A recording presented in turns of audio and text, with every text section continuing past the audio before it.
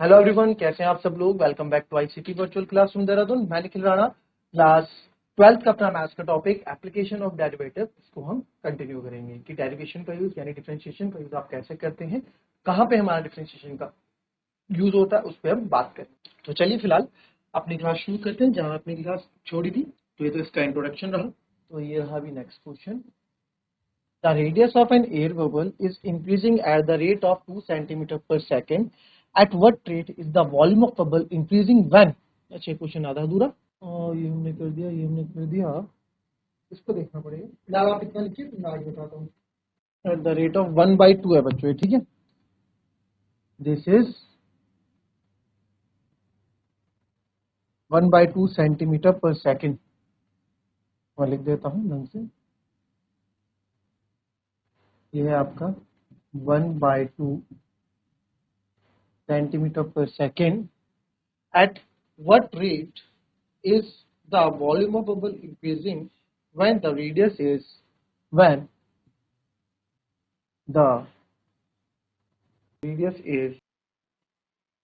1 centimetre.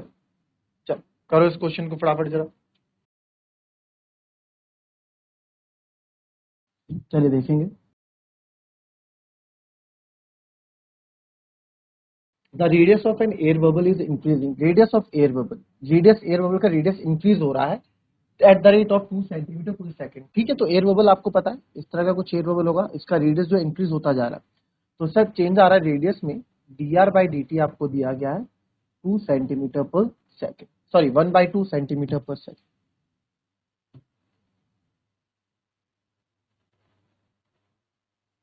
इसको आप ऐसे लिखो 1/2 centimetre per second. At what rate is the volume of the bubble increasing when the radius, यानी आपसे पूछा है कि सर dv/dt कब होगा जब रेडियस आपका 1 सेंटीमीटर होगा, ये आपसे पूछा। ठीक है, तो बहुत इजी है। यहाँ पे एयर बबल का वॉल्यूम का फॉर्मूला होता है वो 4/3 पाई आर क्यूब होता है। Not differentiate with respect to time, तो dv/dt हो जाएगा और d/dt of 4/3 pi r cube. उसको जब मैं करेंगे यहाँ पे तो dv/dt ऐसे ही रहेगा, 4/3 पाई ऐसे आ जाएगा और 3r² dr/dt आए। ये डिफरेंशिएशन सब समझ रहे होंगे आई होप। ठीक है, 4/3 पाई मैंने बाहर ले लिया, फिर पावर का होगा 3r², फिर r का होगा dr/dt। करेक्ट। फिर आप यहाँ देख पा रहे हैं कि 3 से आपका 3 कैंसिल हो जाएगा और यहाँ पे जो dv/dt मेरे पास बचेगा वो बचेगा 4 ये बचेगा 4 और dr/dt की वैल्यू डालूंगा 4r² और dr/dt की वैल्यू जो मेरे पास यहाँ पे है 1/2 सेंटीमीटर। तो अगेन आप यहाँ देखेंगे 2 2 4 भी कट गया। तो dv/dt इज इक्वल हो गया 2r²। तो when r equals to 1 centimetre, तो volume of bubble rate in change in volume when r equals to 1 centimetre, change in volume dv/dt r बराबर 1 पे क्या होगा 2r², यानी कि 2 r की जगह क्या रखूंगा 1 का square that is 2 centimetre cube. ठीक है, 4/3 पाई। अच्छा पाई भी तो है यहाँ, पाई कहाँ गायब कर दें, 2πr², तो ये भी 2 पाई हो जाएगा।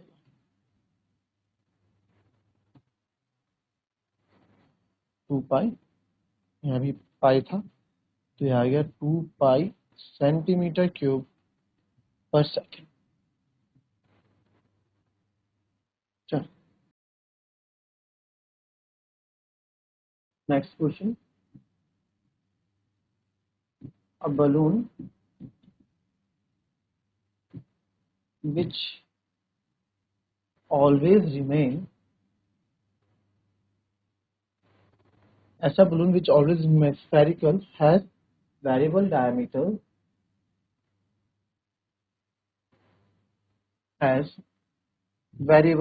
यानी कि जो डायमीटर वेरी करता रहता है, बदलता रहता है, variable diameter 3/2 2x+1, find the rate of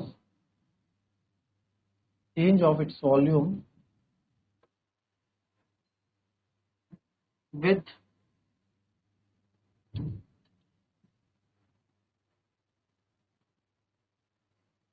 respect to x। तो करेंगे इसको।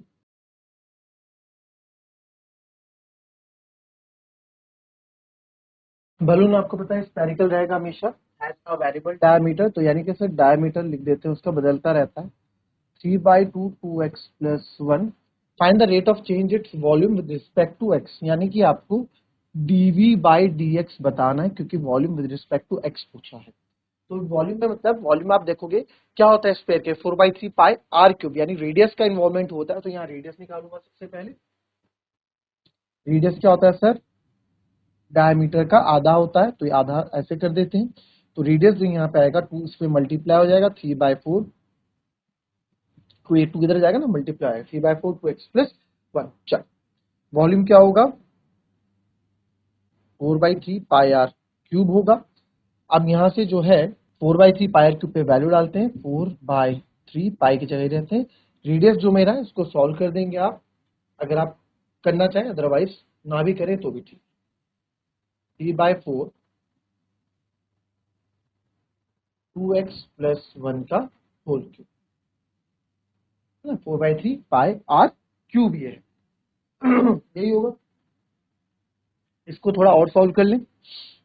मैं ऐसा करता हूं, मल्टीप्लाई में सर 4/3 पाई, आपको समझाने के लिए 3/4 का क्यूब अलग कर देता हूं और 2x प्लस 3/4 का क्यूब अलग कर देता हूं, 2x प्लस 1 का क्यूब अलग कर देता हूं।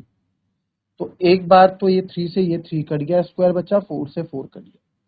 तो यहाँ पे जो हमारे पास बचेगा, क्या बचेगा बच्चों? 3 का स्क्वायर 9 पाई, तो ऐसे आएगा 4 का स्क्वायर 16, और यहाँ बच जाएगा 2x प्लस 1 का होल क्यूब।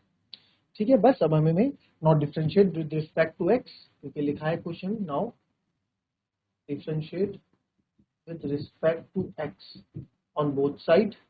तो dv/dx और ये हो जाएगा d/dx ऑफ 9 पाई/16 2x प्लस 1 का होल। अब आप देखना चाहें तो इसमें क्या लिख सकता हूं मैं, क्योंकि ताकि आप लोगों को टफ ना लगे, फिर से एक स्टेप और बढ़ा देता हूँ। 9 पाई/16 कांस्टेंट है, ये नंबर्स कांस्टेंट इक्वल लिखते हैं, 2x प्लस 1 का होल। dv/dx 9 पाई/16, ये हो जाएगा 3 2 जा 6, भाई पावर का तो ही होगा, 3 2 जा 3 का पावर। देखो सबसे पहले पावर का हो जाएगा 3 2x प्लस 1 का होल स्क्वायर, फिर 2x का हो जाएगा आपका 2। इसको आप सब्स्टिट्यूट करेंगे अगर, तो 2 8 जा 16 और कुछ कट रहा है, और तो मेरे पास कुछ कटता हुआ नजर आ नहीं रहा है। तो dv/dx आपका जो यहाँ हो जाएगा 9 3 जा 27 पाई अपॉन 9 से 27 होगी अपॉन 8 2x प्लस 1 का होल स्क्वायर। 27/8 पाई 2x प्लस 1 का होल स्क्वायर, ये आपका क्या हो जाएगा आंसर। क्वेश्चन से घबराना नहीं है, जो ये बोल रहे हैं कि भाई आप क्या करो, x के रिस्पेक्ट में करो। इसमें आपको यहाँ पे कैलकुलेशन, यहाँ पे बच्चे घबरा जाते हैं जब यहाँ पे क्यूब देखते हैं, तो यहाँ घबरा जाते हैं कैसे सॉल्व होगा। नंबर्स को अलग कर दो, उसको ऐसे ही रहने दो। आपको पता है आगे जाके आपको उसको डिफरेंशिएट करना ही है, तो क्यूब खोल के कोई फायदा है नहीं। ठीक है, कॉपी करेंगे। ये भी एक अच्छा क्वेश्चन है।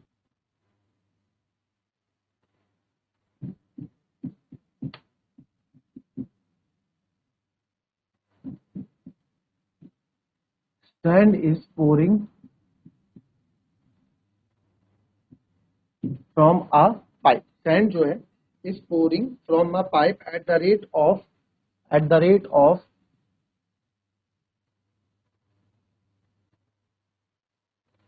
12 सेंटीमीटर क्यूब पर सेकंड। जो सर सैंड है, सैंड पोर हो रही है, पोर मतलब गिराई जा रही है, किस रेट पे? 12 सेंटीमीटर क्यूब पर सेकंड के रेट पे, यानी कि एक सेकंड में 12 सेंटीमीटर क्यूब, यानी कि क्या दे दिया, ये वॉल्यूम दे दिया। कैसे पता लगा? इस 12 सेंटीमीटर क्यूब की वजह से हमको पता लगा। ठीक है, एक पाइप से गिराई जा रही है, द फॉलिंग सैंड, जो सैंड गिर रही है, the falling sand forms a cone, क्या बना रही है, जो गिर रही है वो क्या बना रही है, कोन, शंकु बना रही है, on the ground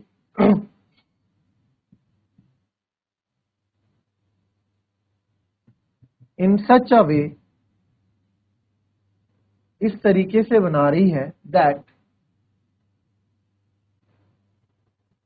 height of the cone, यानी कि जो शंकु, जो मिट्टी नीचे गिर रही है उससे बनने वाले शंकु की जो हाइट है, height of the cone is always 1/6 of इस,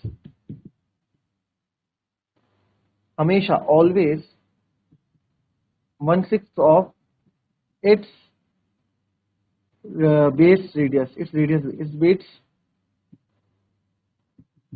रेडियस, यानी आधार की त्रिज्या का कितना है, 1/6 है। ठीक है।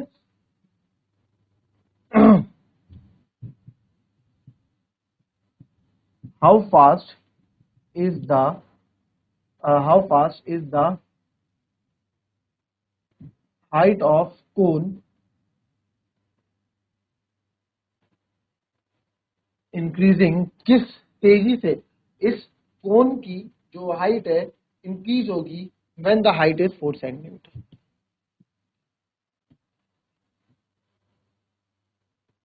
जब हाइट कितनी होगी, 4 सेंटीमीटर पहुंच जाएगी, यानी गिरते गिरते वो 4 सेंटीमीटर पहुंच जाएगी, तो किस तेजी से उसकी हाइट बढ़ रही है, एक सेकंड में कितना बढ़ेगा। ठीक है। Then how fast the height of the sand cone increasing when the height is 4 centimetre. अच्छा क्वेश्चन है, करेंगे इस क्वेश्चन को फटाफट।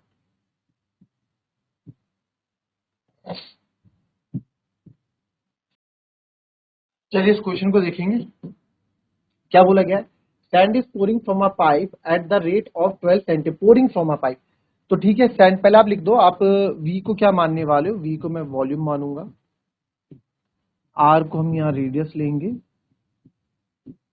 टी को हम यहाँ टाइम लेंगे सेकंड में, क्योंकि सेकंड में दिया गया है। ठीक है, गिवन आपने जो जो लेना है, और एच को आप हाइट लेंगे,